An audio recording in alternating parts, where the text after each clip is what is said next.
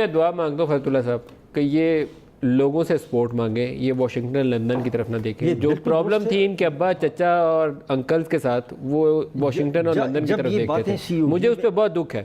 ندیم علیہ صاحب یہ اپنے لوگوں پہ دیکھتے ہیں, لوگ ان کو کندھوں پہ اٹھا کے ہیرو بناتے ہیں. یہ جو باتیں ہیں اس کی, جو یہ جب چارٹر آف ڈیموکریسی آیا تو خود سیاستدانوں نے آپس سے مل کے کیا, واشنگٹن سے نہیں کیا, ماسکو سے نہیں کیا. ناؤ جی آئی ایم کمنگ ٹو یہ جو جنرل پرویز مشرف سے زرداری کی حکومت آنے کے بعد نگرے پونٹے نے آ کے یہاں رول ادا کیا تھا. ایک ہفتہ اسلام آباد میں بیٹھ کے جو نیگوسیشن ہوئی تھی, آپ ان سے پورا واقف ہے کہ کیسے وہ ٹرانسفر ہوا تھا؟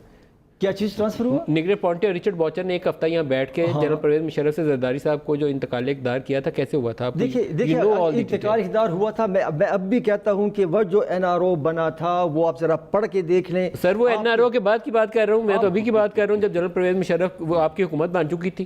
دیکھیں یہ تو سنائی باتیں ہیں نا. نہیں سر یہ سر آپ میری بات سنیں. سر ریچرڈ باچر اور نگرے پونٹے نے ایک ہفتہ یہاں کیا کام کیا؟